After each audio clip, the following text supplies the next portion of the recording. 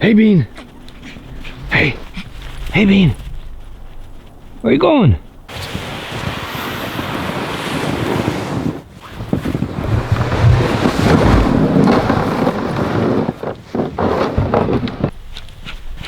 Hey, Bean.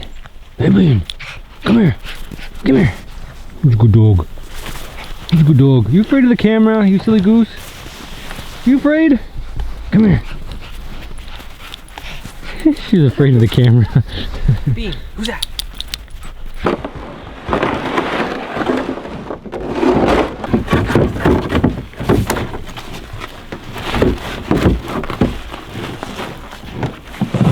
Well, good morning, guys. It is super cold today. We're in what's called a polar vortex. I guess it's some word they invented to make the weather sound really cool. So yeah, it's really cool today. We got an epic episode today. Today's the season finale of season 1 of Small Cabin Build. Season finale because we're almost wrapped up our exterior work. We have a few detail things. That's what we're going to be doing today. We have a sponsor for this video, Epic Performance Bars. They love what we're doing here. They want to give us all the calories you need to finish this up. So we're going to have those bars ready on demand. We'll be sampling them a little bit later. So yeah, we have detail work. So I don't know if it's a lot of you guys might think this is done. Is it done? No, we have to actually add another piece over here. So that's what we're going to be doing around the windows. We've got some gingerbreading to do up top as well. Up here, we got to put our window in. It's not in yet. That's Kevin taking a leak off the front deck. You know your neighbors are too close when you can't do that. I've got my son Holden over here in the background. He's building a little Quincy with his buddy from school. So he's busy being a boy. We'll keep out of his way. He'll keep out of our way. We've got our raccoon friend up in the tree over. Can we get him? I don't know if I got him or not, but anyway, the chickadees are having a meal out of that. We're gonna add some bread to the pile. So yeah, I've got quite a few things on the go. You just check out this roof. It's full of snow, packed full of snow. So our Vic West roof is going. We have some big plans for season 2. We have a generator on the way. So that's gonna be news for season 2. We got our door in. We got our year-round resident, Kevin. See, we have matching snowsuits from the 80s. They are actually from the 80s. What's interesting here, if I get my other glove on, so I don't freeze my hand off. I don't get tired. Kevin's got a onesie on. I picked this up in July for $5 at a junk store because winter was never coming in July. So you guys know we're frugal livers. This snowsuit's actually from my dad. You guys know the stories on that. The royal purple color. I got like the bluish. He's got the blue, so he's actually more in style than I am. But it's still a onesie. It's pretty funny. It's like a kid suit. You got to get a full view of that. Okay, we got to back up. That's how you stay warm. A onesie, top to bottom, all one piece, so it keeps the heat all the way from top to bottom. Well, currently it's minus 11 Fahrenheit. Yeah, which is about minus 24 Celsius, and this is about the only temperature I can wear this without sweating. I have a list of cabin concerns, so it's going to be about building confidence. Your confidence. We already know what we're doing for the most part. We've been gagging a little bit about what we've been doing and how well we've been doing it. So I've got a list in my pocket, and we're going to address every single one of the concerns that was presented so far. So you're going to stay tuned for that, to talk about the foundation. We're going to talk about mold. We're going to talk about, geez, what was else? Oh, the lap siding, the nails, everything, all the way top to bottom. We got a bunch of these we got to deal with. Well, what's the plan? Get to work? Stay warm. Stay warm. Stay warm and get to work. Get it done. Get the job done.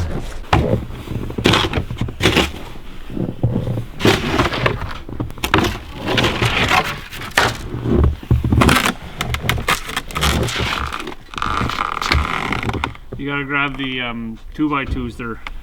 They're in there. In the snow? Yeah, somewhere there. Do we need them? Yes.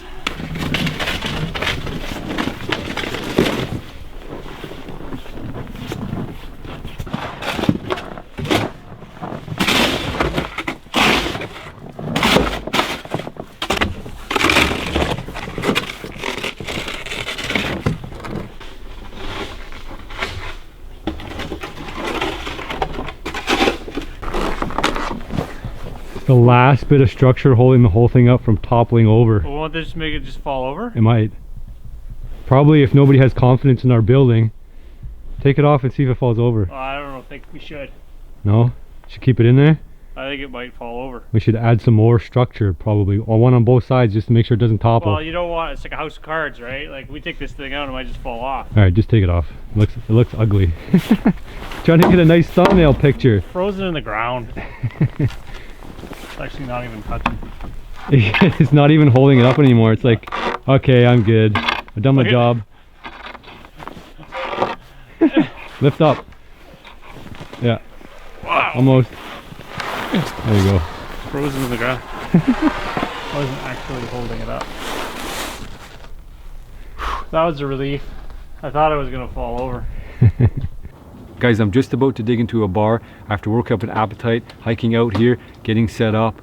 So this is the kind of bar you want around when you are a high performance athlete. You're out there trekking, you're out there working hard, you want to stop to make a fire, you're ready to go dig into the bar. So there's 4 flavors. There's peanut butter, almond butter, chocolate, lemon, and peanut butter chocolate. They're all good. The lemon has kind of got a hint of lemon. It's not super strong. And the almond, my favorite now is definitely the peanut butter chocolate. It's got that nice wrap of all those little flavors that you like to hit, the high energy kind of stuff. So what sets this bar apart is that it's gluten-free, soy-free, kosher, and it's 12 grams of protein that makes it use cage-free egg whites and nuts. Also, no added sugar and no unspecified ingredients. What you see on the package is what you get, and there's only 6 ingredients listed. That's it. Nothing, no funny business. Be guaranteed that what you want is exactly what is in the bar. The bar is paleo and Whole30 compliant, so no concerns there. This is the perfect snack for anybody who wants a straightforward, high energy snack bar. Guys, if you order as an Amazon Subscribe and Save member, you're going to get, as a Prime member, you're going to get 5% off when you subscribe and save, and you're going to get up to 15% off when you just subscribe and save at least 5 times. You can set your orders through Amazon.com or the Amazon app, and you can set it to deliver exactly when you want it, and you can be confident that it's going to get there when you need it. All right, so guys, I got myself a peanut butter chocolate. I'm going to give it a go and give you guys an idea of what it tastes like. A good, chewy, and filling snack. It's got that right blend of chocolate and peanut butter. And we gotta get back to work. What do you think? Final verdict? I like it. It's chewy, but it tastes really good. Does it feel like it's full of energy? Mm-hmm. Right on. All right, cool. We're gonna be doing an experiment today. We got, this is Celsius. You guys are gonna have to do your own conversions. We got minus, I'd say that's probably minus 18 degrees Celsius. Let's just say each dash is 2. So that's exterior temperature. We're gonna bring it inside and we're gonna see what we can generate with our stove. See what we can raise the temperature by how much. All right, let's move it in. And we'll have to check back and see what it reads out later.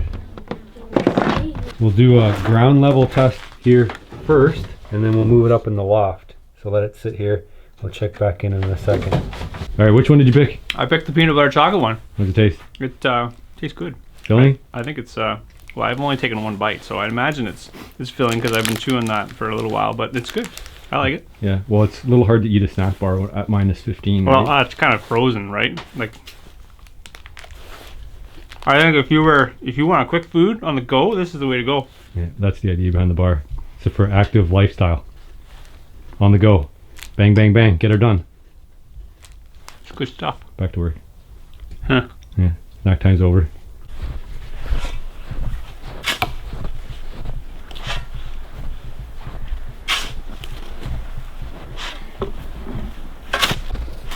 What are you building?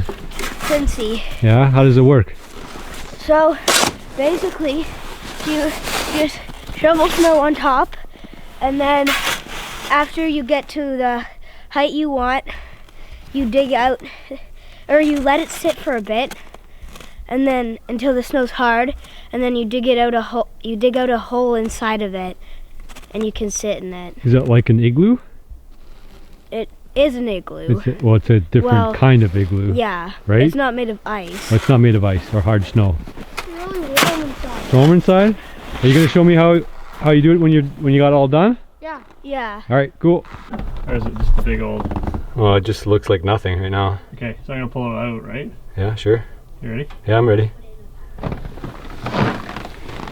So I made the porthole window. It's an old lens from a overhead bay window. What's an overhead bay window? I don't know what it is. Not an overhead bay window. Sorry, we're gonna start that over again. No, just keep going. It's a lens from a light, a really big light fixture, and it was sitting up in the like a high bay, like you'd see it at like, I don't know, a grocery store or like a big warehouse. So that's used to sit like this. So it's just a piece of glass. So what I did was wait. So is it protecting a light? It was protecting a light. It was sitting up in the ceiling like this. Industrial light. Big light. Yeah. Okay, I got it. And so at the scrapyard they had them and they were taking them apart. And so when I was there, I was like, "What are you guys gonna do with that?" They said, "Well, we got to pay to get rid of them." So I said, "I'll take them." So, anyways, I've got a number of these, probably half a dozen or so. But the problem is they were just a piece of glass. So mounting a piece of glass is difficult at best.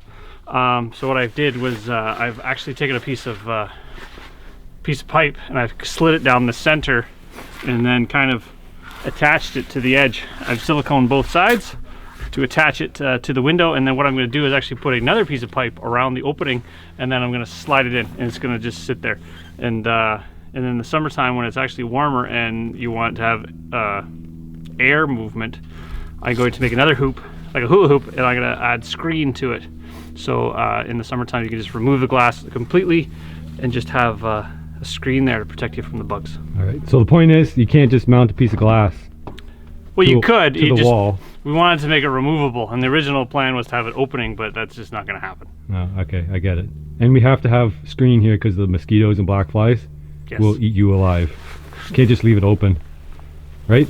Right. Right. Okay. Cool. Thanks. So appreciate knowing how that you did that, like voodoo magic. It's just poof, done, just like on TV. What do you guys think of that? An antler handle door.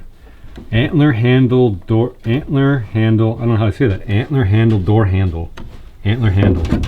An antler handle. How about that? We'll just call it an antler handle. How many times have I said antler handle? So my buddy Aaron Nelson on YouTube gave me an idea. He said, you got to put an antler shed for a door handle on the front door. And I said, that's a good idea. There's quite a bit of a story behind this antler. It's actually not. I just found it in the woods. But I had, as a mission goal, I had made for myself a while ago, a couple years ago, is I wanted to find shed antlers, and I found that it's easier to find a live deer than it is to find a shed antler, and that's the truth. So even scouting out in the winter, in the spring, after they've lost their antlers, I don't know if you know about that, but they just lose their antlers in the winter. They don't need them anymore, so they drop them. Usually around February, March, around that time. And you can go off and find them in the spring once the snow starts to melt, but they're really, really, really hard to find. So I made it a goal for myself to run around the woods as much as possible. It took me actually like 5 or 6 days to find an antler, and then once I found one, I actually found 2 other ones. So this is one of the smaller ones, so it's a little bit less of a trophy. I've got some bigger ones too. Maybe I'll show you those at some point. So we're gonna mount that on the door. I think we gotta mount that there. What do you think? Antler handle, door handle? I guess so. Too rusticy? I think that looks pretty sharp. So just got to nub off the nub thing there and then somehow get it to mount there. So you got a pilot hole or epoxy bolt on the inside here. Just like that. Oh, nice. Antler handle, door handle. The other way. This way. That's the only way it works.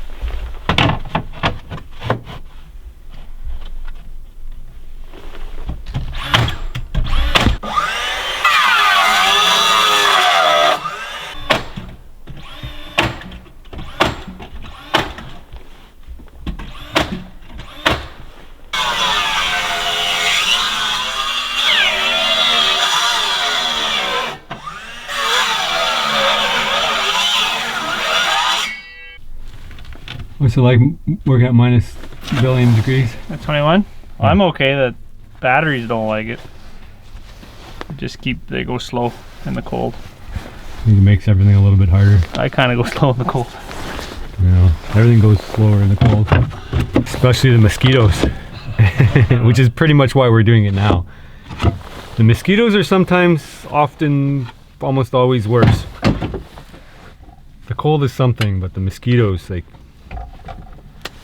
I don't know. Mosquitoes in the heat, you can't escape. Not fun.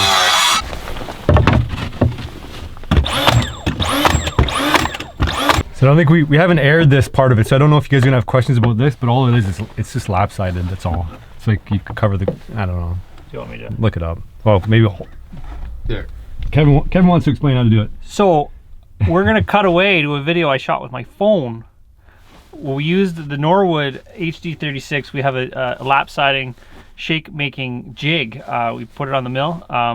Watch this. I'm gonna show you how to make ash shakes. I'm filming this with my phone, so I apologize in advance for the quality. So I've loaded up some chunks I've squared off already. These are ash pieces. They're in the jig. This is the lap siding maker slash shake maker. So I've got 4 blocks loaded into the Norwood HD36 sawmill with the lap siding jig.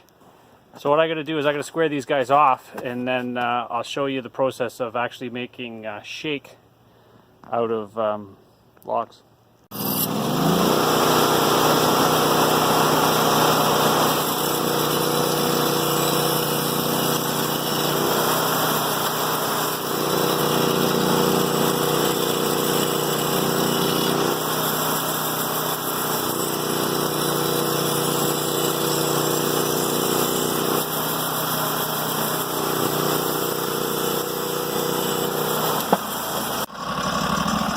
So you can see I've done a couple of shake, just taking them off the mill, so you can see your taper, right? You can see make 4 at a time.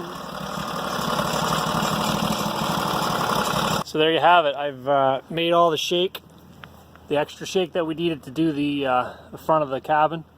You can see here, this is what's left on the mill.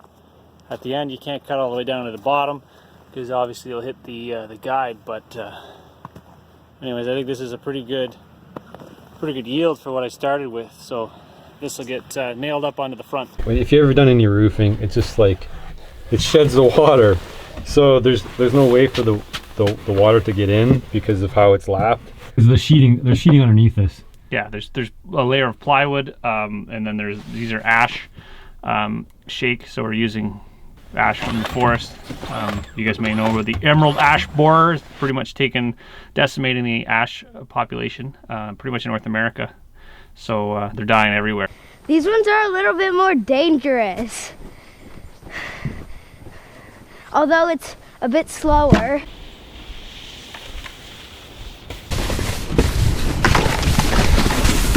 Oof. Ow. Oof. Yeah, I ran into the tree.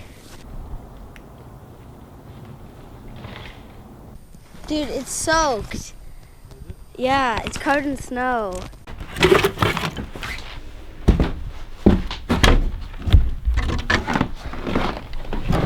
You guys nailed? So we've got the shake on the wall. Now I'm going to cut the circle out again in order to accommodate the round porthole window. To do so, I got my little pull saw, and hopefully it's going to work. It's pretty hard wood. You're going to work. Yeah. So it's not going to do anything. It's always going to assist your effort. It's so warm in there. Yeah, well, not anymore. Get the window in. Oh, it's like drafty. Yeah, right.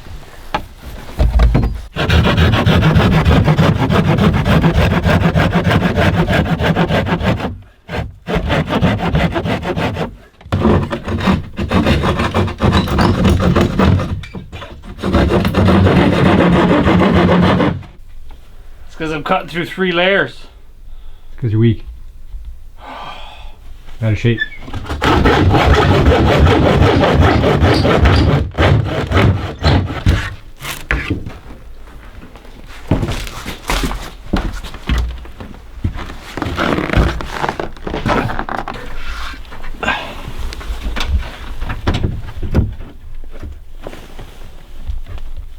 You've got little corners everywhere that are touching. Yeah, it's gotta be trimmed out on the inside. Or if you put it from the inside, it might fit. But you might want to cut those little corners off. There's a corner at the top left, my side.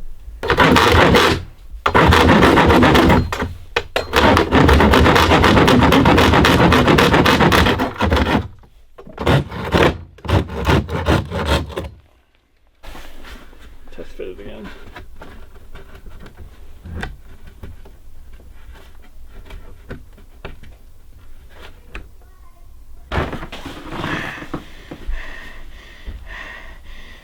You're sliding? Yeah. Fun? Yeah. I want to go in the loft. Okay. What do we do? Hold it. The window? Don't push it out. You mean so it doesn't fall forward? I don't want it to fall through the window.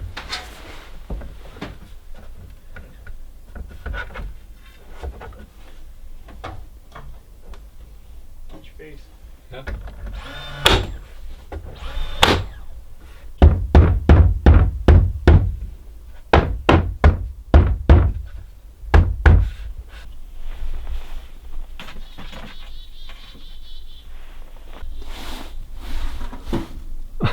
You doing a selfie?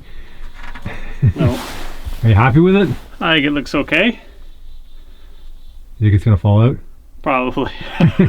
We We need to attach it somehow. rejig it.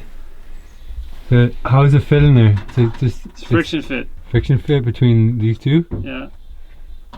Friction fit through those two pieces of plastic. So if it expands, it might it might pop out. Well, if anything, it's gonna be tight, right?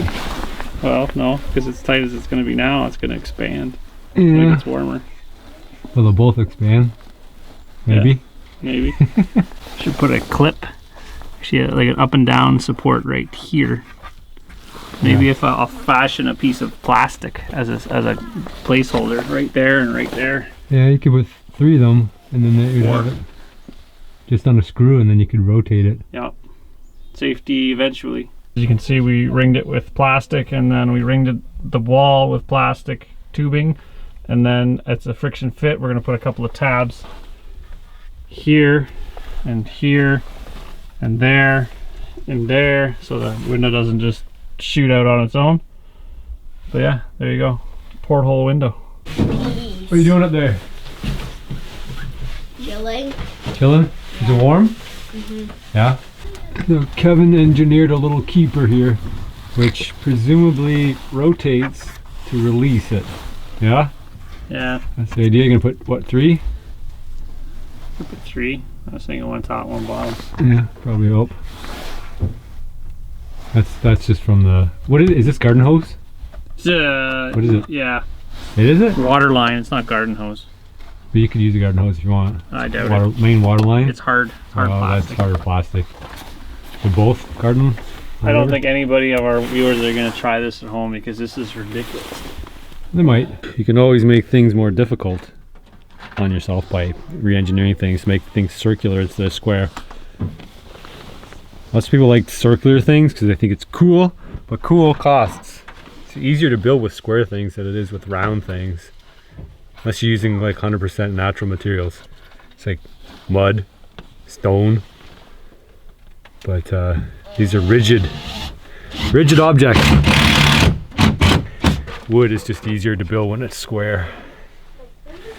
That's why they did it. So one of the concerns people had, at least a few of you guys had, was that the cabin was not going to be level, and somebody thought it was going to be so unlevel that you were going to fall out of bed and you're going to have to shim the bed to make it level.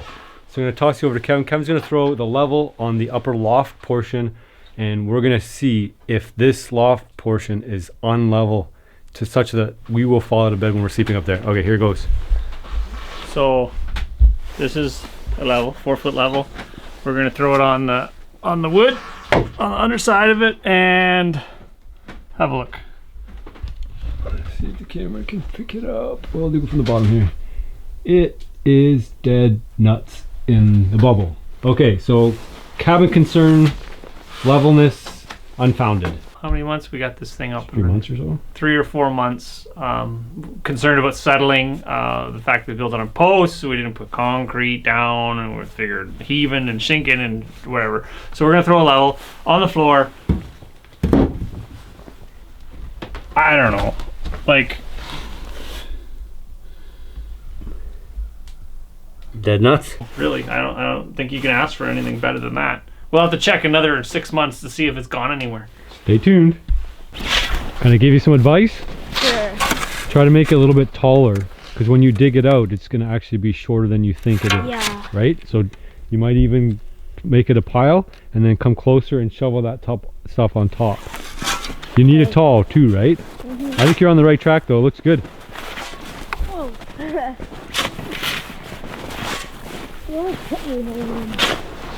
Put all the snow on the top, right? So you'll probably want it the middle to be about this high at least. Okay? And then if you want to be able to stand up inside of it, you need it to be taller than you plus a foot for the structure. Yeah, right? That'll be hard. That'll be hard. All right, I'll check back in. All right, let's do the thermometer check in. We are -10, still below zero. So for us in Canada, anything below zero is considered freezing. So the minuses are all below the level of freezing. So 20 is a nice day, 20 is a super cold day, -10 is a not a bad cold day, and then +10 is kind of a nice spring day. So anything around 30 is a really hot day, and -30, you might as well not go outside anymore. FBI, open up!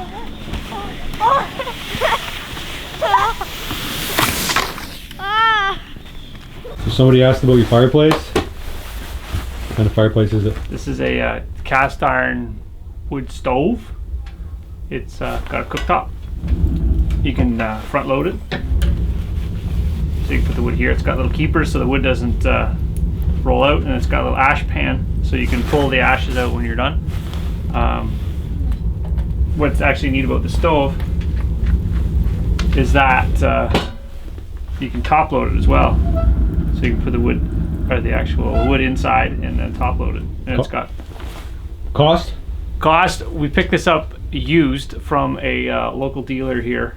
I think this thing retails actually for about just over $2,500. We ended up picking it for $450. So you got two stoves for that, didn't you? No, I bought another stove. Oh, so that was the other stove was $100, and it's just a steel stove. This is cast iron. It's got some style to it, so I figured to put it to the cabin. The other one's just more of a utility stove. It was just a steel stove, so it was $100. So you could, in theory, put the $100 stove in here. It just wouldn't be as nice. You could probably get a free stove. I'd imagine you could get a free stove. $50. $50 will get you a stove if you look long enough. Yeah, I'm kind of a wood snob.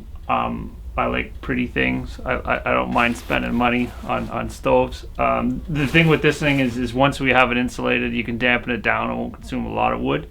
Now, I know a lot of people were giving us flack for having our bonfire, but in reality, this stove actually takes 1 foot cuts.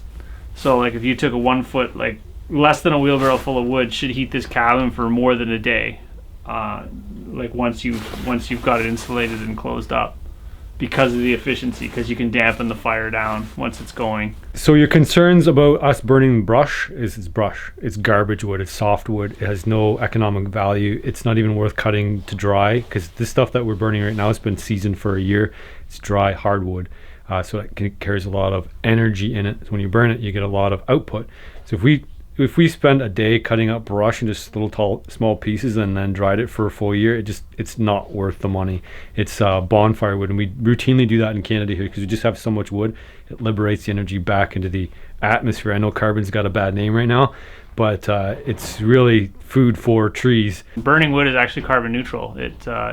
Tree absorbs carbon to create the tree, and then you're basically burning it to release the carbon back in the atmosphere, and then the tree uses that carbon again to grow. So trees, basically, it's a renewable resource. It's carbon neutral. You're not releasing anything bad that's not naturally occurring anyways. If a tree rots in the forest, it's releasing CO2. This just does it a little faster, but in exchange, the trees are actually eating that CO2 to grow. So it's a special treat. Hot dogs and hot dogs. We even brought condiments. That's not a condiment. Kevin's bummed we didn't get mustard.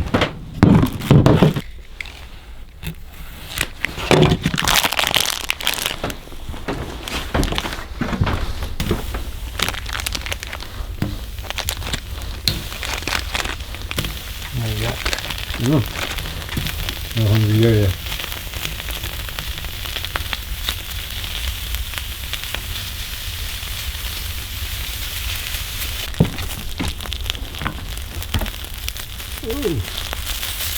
That immediately stuck.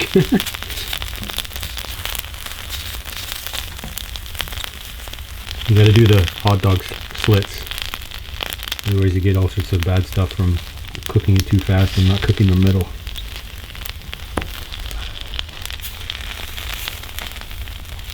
It's cool. I actually just saw a chickadee fly over the window there. They're like making a home, a forever home at that raccoon. It probably wants to have a hot dog. Ooh. I think that's done. I think these hot dogs are done too. Whoa. Whew. You got something to flip these? To flip them? No, flip these. Here. Put it on the house plan. That was the template for when we were trying to figure out how to build this.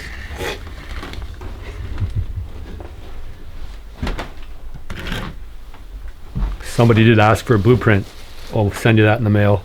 That's actually how we came up with building it. It's not. I'm gonna do a double dog.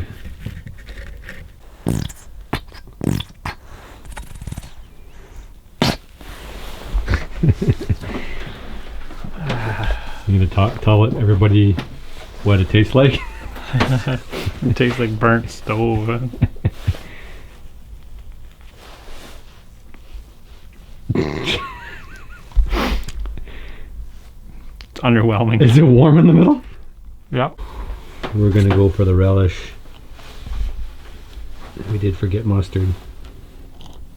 Oh, that's a lot of relish. Normally we just eat real quick and keep working. So the days are super short out here. It's dark by like 5 p.m. We usually get started till 10 because of the weather and all that stuff. By the time we get this heated up and rocking and get organized, get our tools out here, it's a pretty short day. Once we get the lights out here, make a big difference, and the season changes. We can do some stuff near the end. But once it gets dark, it can't work out here anymore.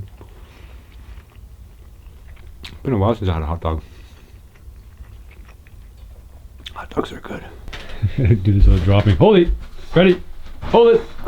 Hold it! What? It's ready! Okay. Jeez. Gonna drop it. No, don't drop it. Quick! Gonna drop it. What do you say? Thanks. You're welcome.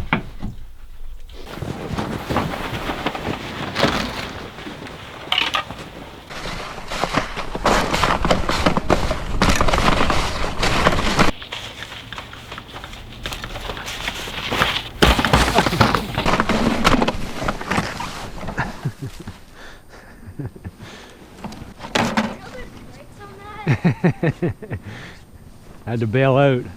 Well, you could have braked. It's too fast to brake. So we've got a special guest, not a special guest. This special guest was Marcus, special guest. You guys know him from the goose hunt. So he came in to have a visit, and he's got a story to tell us. So I'm gonna flip you guys over here right now. So you got a harness on, and we're planning another hunt, aren't we? Yes, we have problem coyotes coming into a family member's farm. It's been taking baby goats in the spring. So before spring hits, I'd like to find out how many coyotes are actually running around in the bush just outside of the farm. So I've set up some cameras, and I'm going to go check the footage and see if I actually caught some on those cameras. So first thing you did when you show up, like, why are you wearing the harness if you're checking your camera? Yeah. So there's a story behind that too? So my cameras aren't exactly cheap, and so I put those about 10 foot up in the air. So I actually use climbing sticks and linesman's belt and stuff just to get up to even check my cameras. So right on. You're not going to see them if you're just walking through the trees. You don't normally walk around staring 10 foot up in the air looking for cameras. Right on. And so you mentioned coyote. We're gonna do a coyote hunt. Yeah, I'm typically you shoot it, you eat it kind of person. I have no interest in eating a coyote, but maybe you do. Well, if anybody knows my channel, you know I'll eat anything, so I'll give coyote a try. It's been on my list for a long time, so hopefully we get together doing one. I'm really looking forward to it for a while. And so Mark's doing some intel, trying to figure out where all the coyotes are at, and then we got to figure out how to do it from there. But we got something lined up. So what do you think of the cabin? I think it's beautiful. First look at it? Yeah, it's pretty amazing actually. I could probably live in this thing. Yeah, I think you could. Yeah, easily. Tiny house living. Yeah, for sure. Right here. Looks solid. Very solid. Meets spec. Yeah. Yeah. So insulate it. You're gonna be good to go. Sounds good, man. Thanks for showing up. Thanks for having a visit, and you'll have to let me know how the coyote stuff goes, and we'll get a plan on that. No.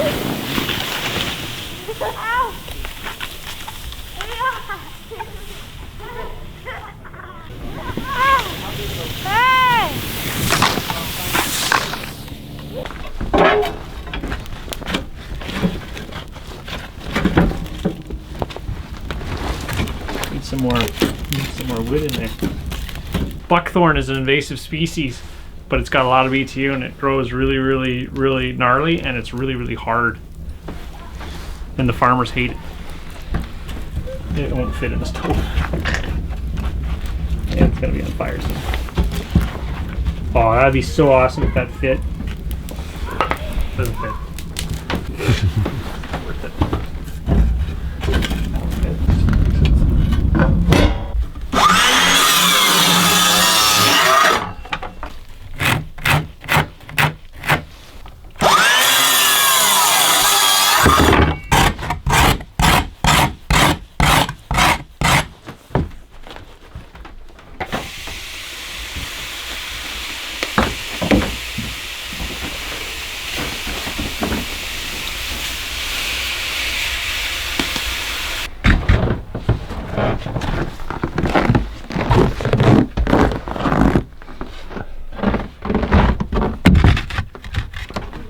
They're letting all the heat out.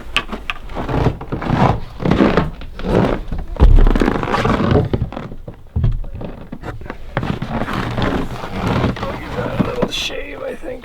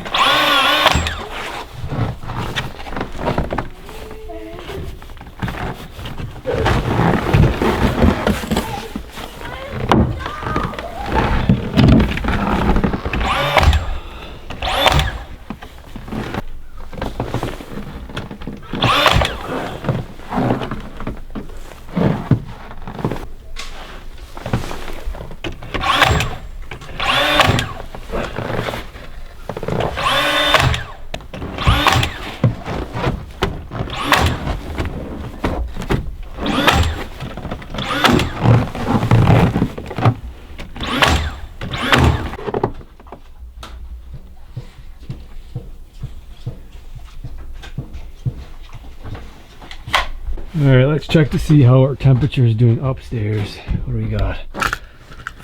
We have just above the point of freezing. We have 4 degrees Celsius. So we're getting there. We're not quite there. Obviously, we need a little bit more insulation in here, some thermal mass. But that's a lot better than outside. Remember, outside was minus 18. So big change. So Show me your face.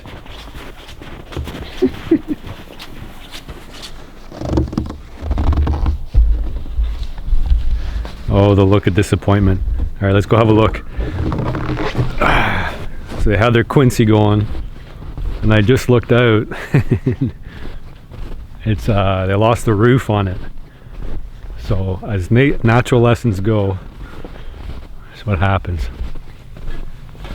Let's have a peek.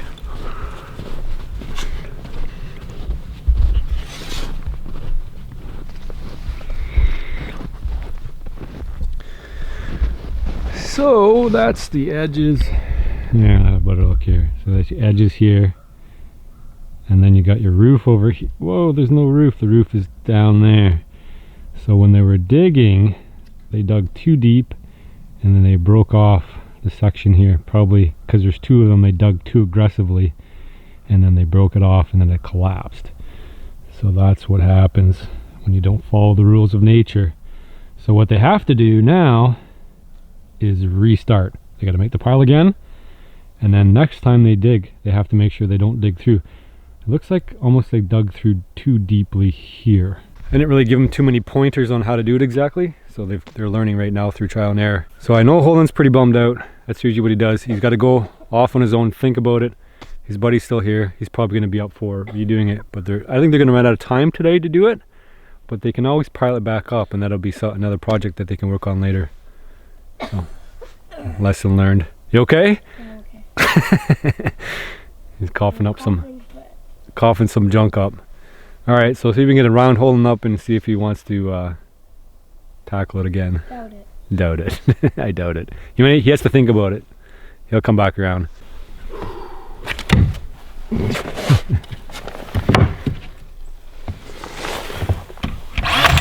Nothing like trimming a window when it's minus 20.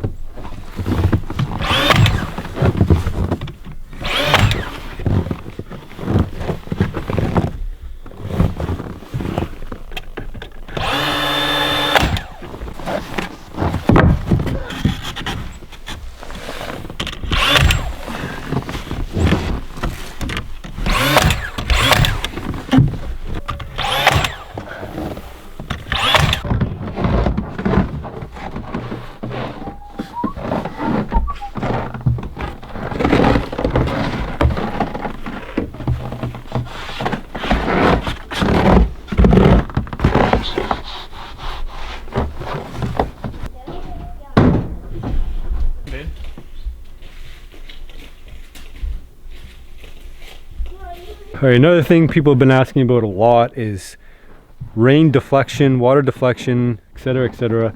So you can tell right now we do not have any troughs right now, but the idea is to we can run a trough from one side all the way to the other side here in the corner, and it's going to back up here so you guys can get full perspective. So the back end of the corner, you see the trough would come down here. We'd be able to collect in a downspout, and then we can mount at least a couple barrels, maybe 3 or 4 in pyramid shaped or whatever, and then that could be fed back into the cabin to our kitchen space here, which is below that window. We can plumb that in and we can have a gray water collection system from rainwater.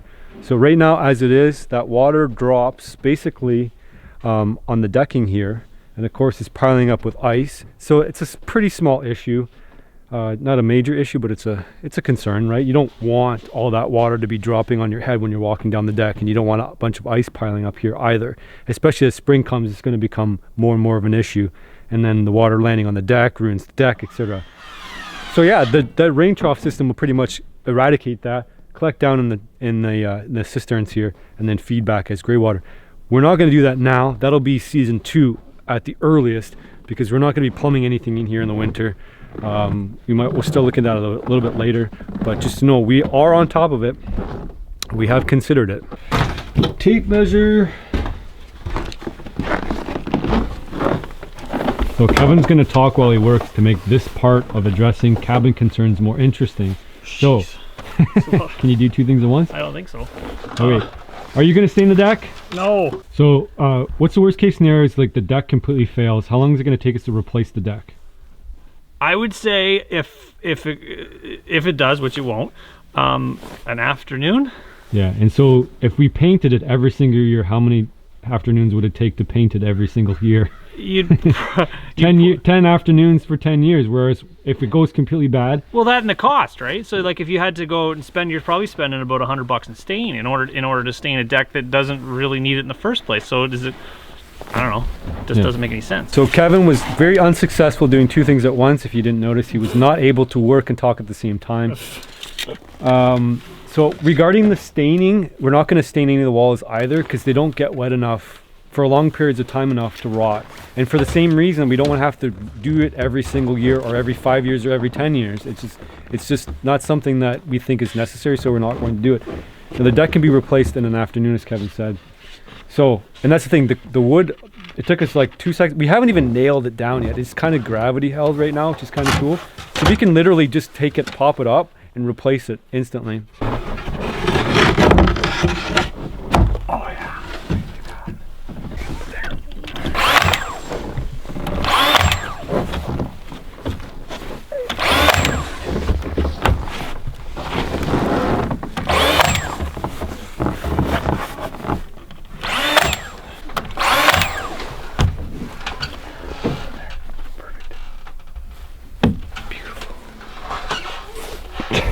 Is that a piece of snow or wood? Snow, I think. Alright, so for antler handle door, we got to get rid of the brow tine here because it's obviously. Why don't we drill it into the wall? Let's drill a hole into the thing and allow it to hold on.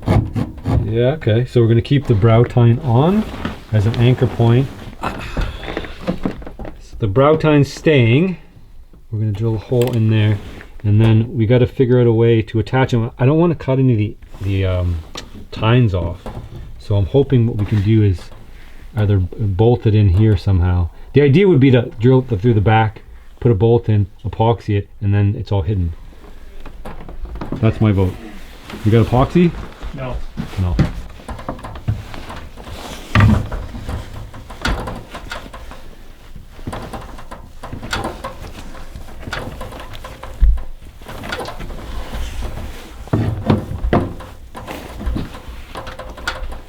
Oh yeah, I didn't have to go in as far as I thought.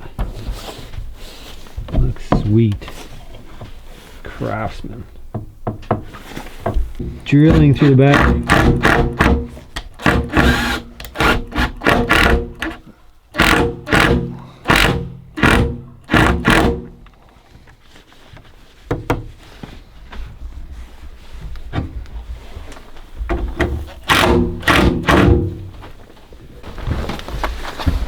Okay, so all we've done so far is just drilled it through the back, and we're gonna probably give this like the test of time test. The test of time test is if it gets loose over time, like right now it's a little bit loose, it's not too bad, then we'll just pop it off, and like I said, we'll drill it out a little bit, and then we'll put recess a bolt in the back here and epoxy it, and then we'll get a nice tight grip with a washer and bolt and nut on the other side here instead of just that screw. And I think over time it probably will loosen. Let's check it out.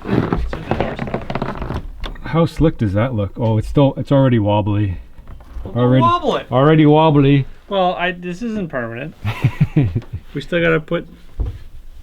Well, this has got to get pushed out too, so that'll help. Right. We need a slightly longer screw too, so when we put that one in, we can actually put another hole in the face, and that'll allow it to not pivot down. Doing?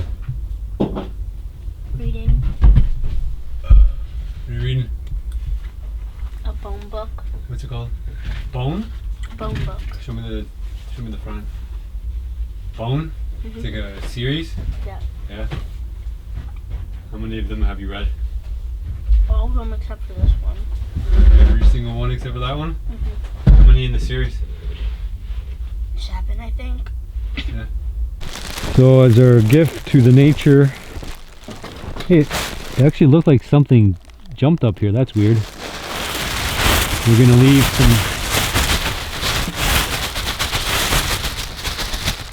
I'm gonna leave some bread here for the birds. I've been enjoying our raccoon for a long time. That's our present to our longtime neighbors. Okay, so Holden wanted some help this time doing the door because obviously it collapsed. I think you want some pointers this time. You're pretty bummed out because it fell last time. So I'm going to show Holden how I do it so that I can pass on my knowledge of the Quincy. We built a Quincy before. Yeah, but I was young. Like you were younger, so you don't remember? I was like 7 or 6. Yeah. We have a video about that, right? I think so, yeah. Way back. So you're probably too aggressive when you're digging. And if you're too aggressive when you're digging, the roof collapses. He thinks he wasn't too aggressive, but nature teaches you lessons, right? It's like you can lie to yourself and you can lie to everybody else, but you can't lie to the Quincy. If the Quincy fails, it's because you guys did it wrong. That's what you said before. That's what I said before, because it's true, right? I mean, you can lie to everybody, but if your Quincy collapses, it's your fault. It's nobody else's. It's not the snow's fault, and it's not nature's fault. So, how dare you, snow? How dare you? You can't blame the snow. All right, so I'll show you how I do it. Anyway.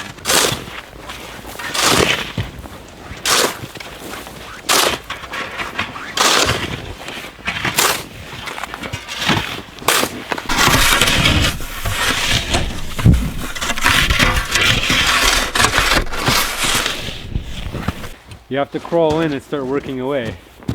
Okay, so you see the shape of it? Yeah. Now you're gonna go, watch, you're gonna go in, you're gonna claw in, you're gonna claw around both sides, and then you're gonna claw up. But you can't claw too, like that's how thick you want your wall to be.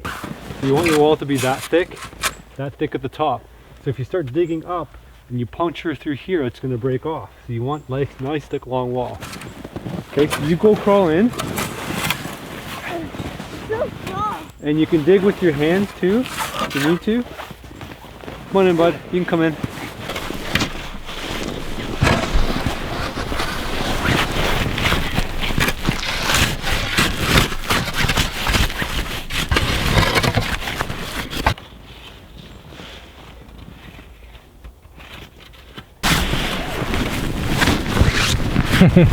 They're almost there. You got quite a bit left to dig out, right? Yeah. Yeah.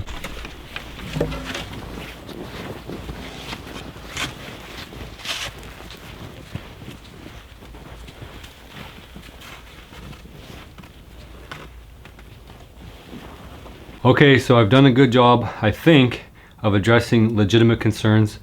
These are concerns that came about through constructive criticism. So we've talked about that. I hope you guys are on board with all those things. But there's a couple other comments here that I'm going to share, and it's going to be the last time I'm going to share these types of comments or address them or entertain them in any shape or fashion on the channel. I may still answer the question if I think it's a legitimate question. If it's not, we are not going to be addressing them anymore. Okay, so these are 3 comments, bear with me. These are actual comments that were left by a single person on the channel over the course of the series. This person writes, there are building codes in this cabin will have all sorts of problems because they're doing almost everything wrong. And they are teaching 577,000 people to do the same mistakes. How can you say this is okay? Dislike. And then another comment, same person. You seem to have absolutely no idea what you are doing. You are just doing something. It is wrong. It is all wrong. And then the final comment, this is getting worse and worse. Guys never do this at home. They are not following any building regulations and they have no idea what they are doing. I'm not saying this to be mean, just to prevent others from doing all the mistakes that these guys are doing. Seriously, why would anyone build a whole cabin and not do anything properly? They must have done zero research. So these types of comments, we're moving on from them for the channel. I'm not even going to address them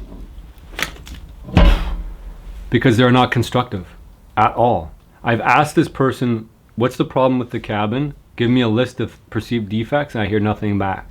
So this person is not actually doing something constructive. And this is going to go for the whole channel moving forward.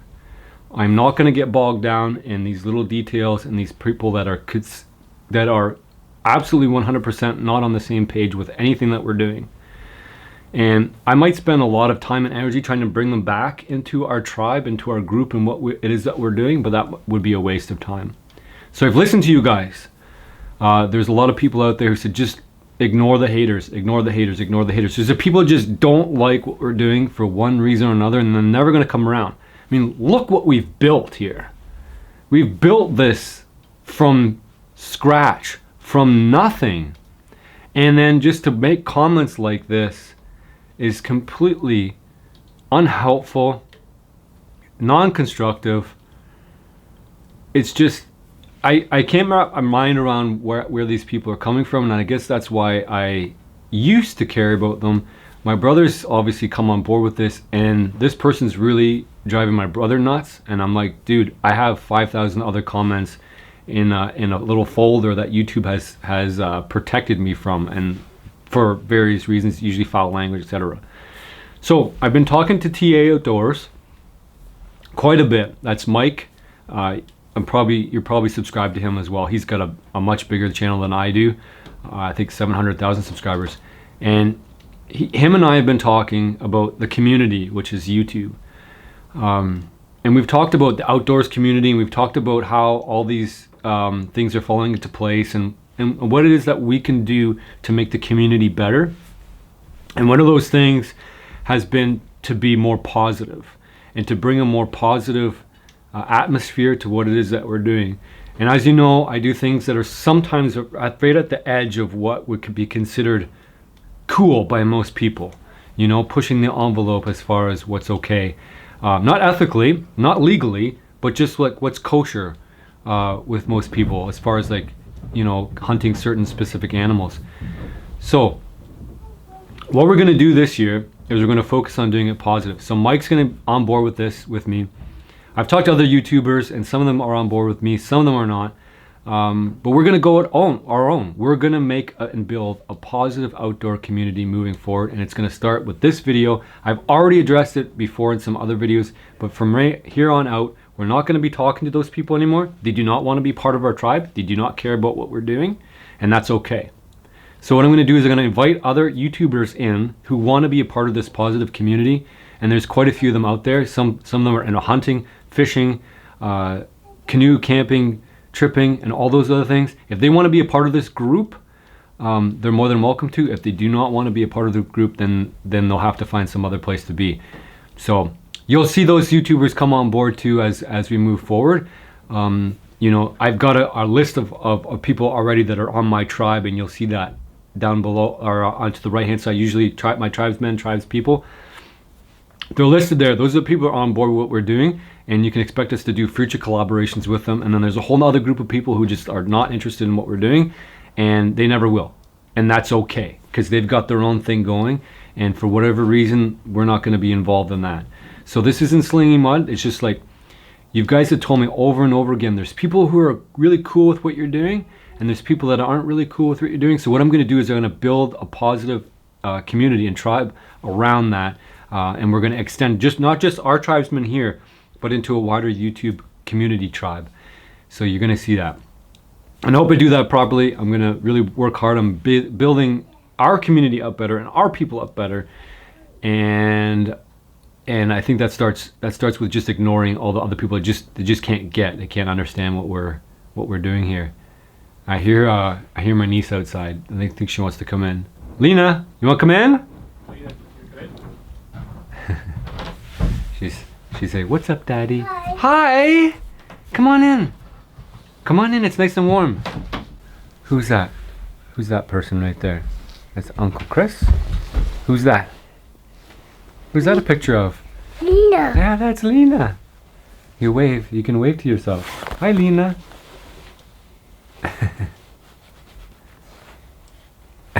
Is that cool? That's the camera. It's taking the picture of you right now. You want to say hi, everybody? There's people watching you all over the world right now. Say hi, everybody. That doesn't make sense, does it? Yes. Does it make sense? No. Nope. I didn't think so.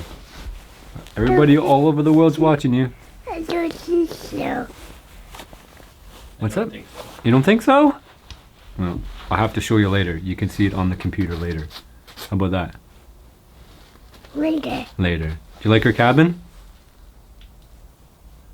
like coffee too.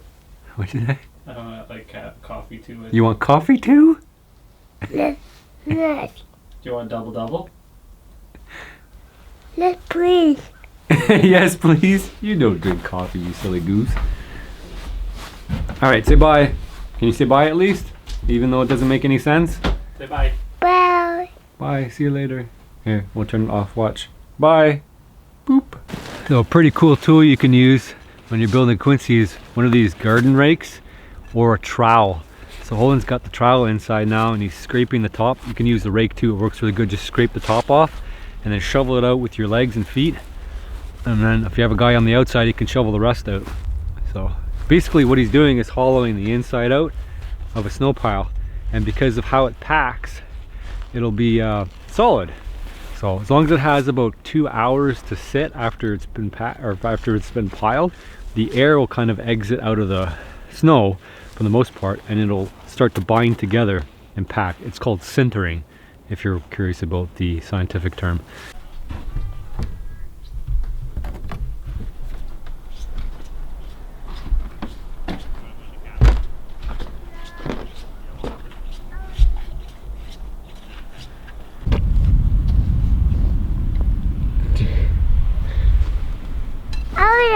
So, Are you stuck?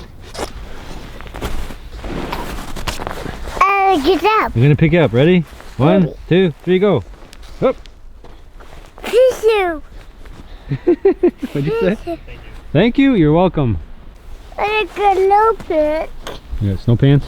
I got no pits. No, look at two pits. I look at two pits too. Dad. That's Daddy. Daddy has Hello, Uncle Chris. You got it. I'm Uncle Chris.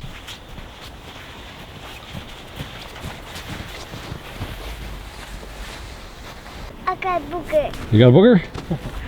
Booger thing. Yeah, everybody gets boogers in the winter. Booger face. Look down. Look down here. Look down here.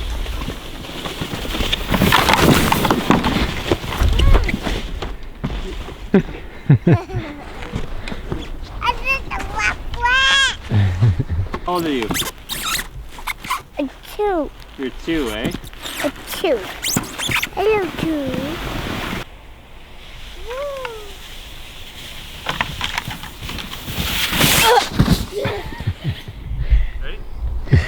You always hit the tree that time. I know.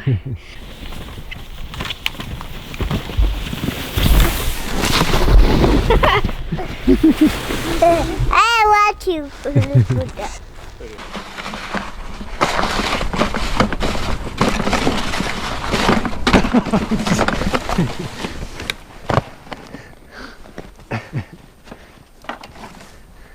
Did I get airborne that time?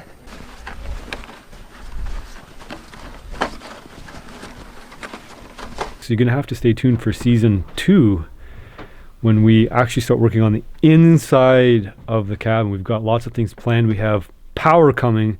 We have a sponsor for that too. So we have to get in here. We have to wire it all together. We have to insulate it. We have to finish the walls.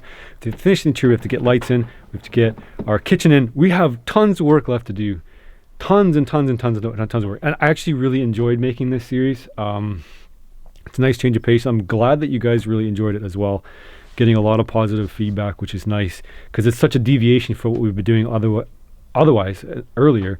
So I was obviously concerned with changing the pace up, but I found it nice and relaxing to come out here and do this and work on a project together with other people where I'm not sort of off on my own doing survival. This is like modern day stuff. So anyway, I really appreciate you guys' feedback, and I hope you guys will stick around for season 2. There's a lot more to come, and we'll get this so it's livable.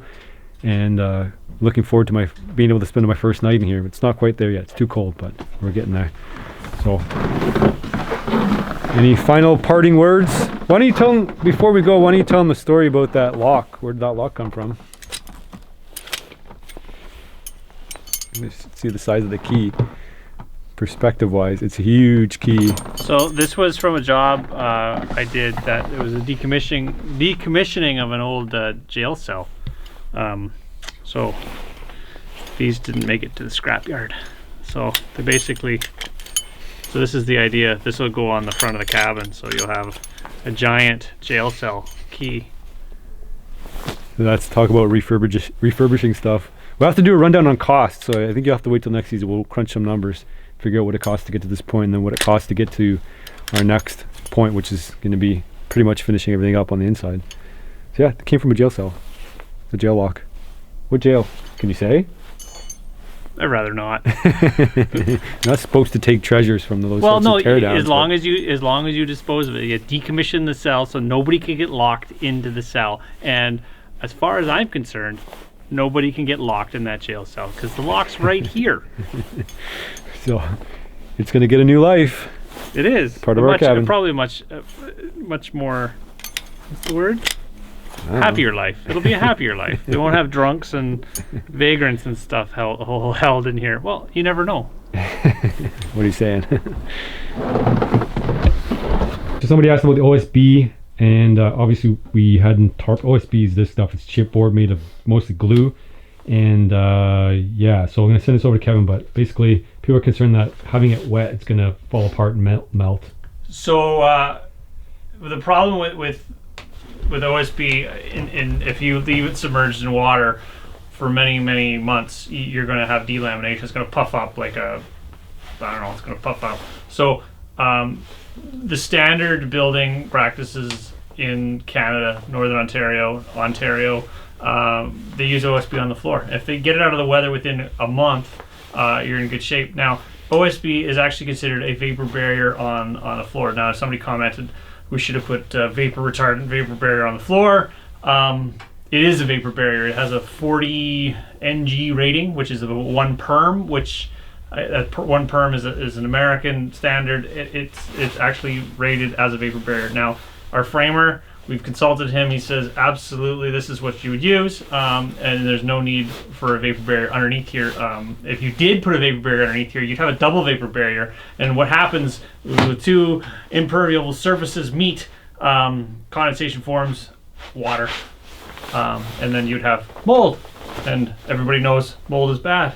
Obviously, you could use plywood at the bottom. On the bottom, there's no reason you can't use plywood versus OSB. It's just OSB is cheaper than plywood, and that's basically it. It's just cheaper than plywood, and it does as good of a job as plywood would do. So there's no reason to spend that extra money. This is going to be covered over. Again, this is only a subfloor, so we're going to put another floor on top of it, which is going to basically carry our weight and load, and then we're not going to have any issues with whatever it is underneath here. So basically, it's been addressed. So there's a little bit of moldy wall here. This is what you call this like surface mold. So this is because when you had stickered it, Kevin had put plastic over top, and it didn't breathe very well. Kevin says he's going to do a demo here. So he's going to do what's called mold removal or mold mitigation. Remediation. You pay a lot of money for this normally. So we could like take a sander, sand it all off and make it all airborne and make it disappear. But as far as building practices go, you kind of, there's mold everywhere, all over the world, on all the trees and everywhere. It only becomes a problem when it's airborne for long periods of time. So you can put your face up there and you can breathe that and you're not going to die, I mean, unless you have mold allergies. So we probably aren't going to do too much with any of the mold that's on these couple 2x4s that we have scattered around the building, because it's not an issue. It's not going to be in our airspace for long periods of time. It's going to dry out solid and it's going to die, and the only thing that's going to be left is these little spores here, and you can, you know, sniff your fingers like that and it's not going to bother you unless you have a really bad mold allergy. So really, it's just, now at this point, it's just kind of staining. Do you have any concerns about mold? I don't. Put your nose in there and sniff it just to prove to people that you're not going to die. What does it smell like? Does it taste good? It's like moldy cheese. Penicillin. Like I think they just cured everything that ailed me. Yeah. It's a fractional issue. It's like, I think if it was in an attic for like years and years and it was like a moisture tank. But again, if it's in your attic, it's not in your house. It's no. not. It only because the problem becomes airborne. Well, if it's if you're touching it and you've removed the moisture and you let it dry out, it has no food, it has no water to actually make it go, like make it actually mold. So once you've removed the water, it just dries out and it's fine. Yeah, it's the spores that bother people if you have a mold allergy. Yeah, that's the mold thing. Like I mentioned it because it was a joke, and I know I do a bad job. Well, I don't do a bad job joking. People understand my humor, understand I'm joking.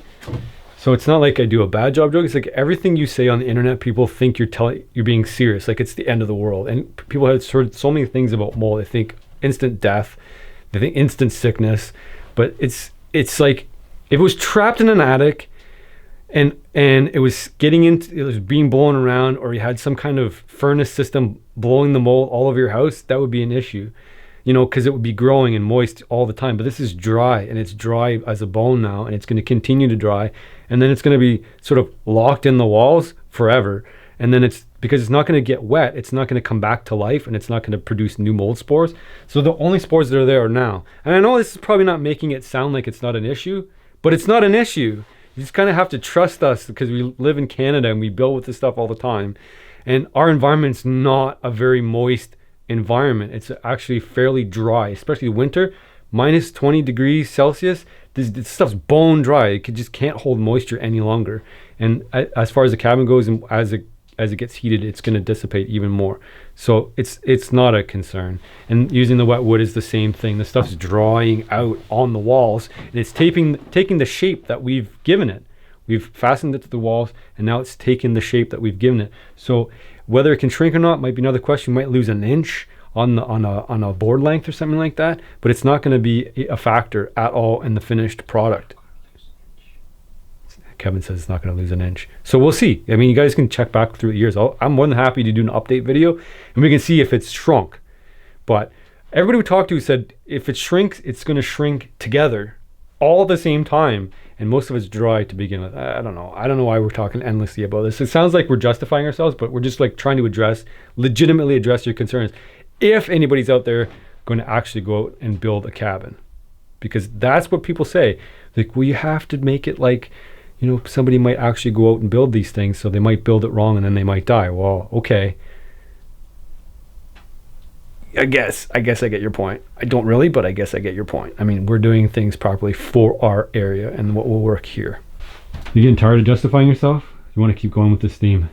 Sure, let's keep going. So somebody mentioned something about you have to peel your logs in order to avoid having bugs and whatnot in your cabin. Now, we have wood above our head right here. Now, if I was a bug, I probably wouldn't choose this location to live. You can see we've shaved off one side. We've left live edges on both sides. So this is a bark. It's open on the top and open on the bottom. Now, if I was a bug, would I choose to live behind this bark? I don't know. If I lived there before and then I got put into a building, I'd probably move out pretty quick. Why wouldn't you want to live in somebody's bark inside somebody's house? I don't know. Does it seem like a good place to hang out? Not like it's exactly like if I saw an ant, or we don't have termites, so if I saw an ant and it was sitting under the bark, I'd probably hit it. If mosquitoes came out, I'd probably hit them again. Again, it's not a very great location. There's no water for them to eat. They probably move out relatively quick. Yeah, I agree. We're gonna, you know what? In the springtime, we might have giant ants, and Chris will eat them. I could eat the ants. I might eat the ants. So the same thing here in the walls. Like there's really no space in there for a bug to live and hang out in that little area there, and there's no moisture in there. So it's like, no, it's not really a concern to us. Get out of my picture for a second. Gotta get a thumbnail. Ah, that stupid ladder's in the way.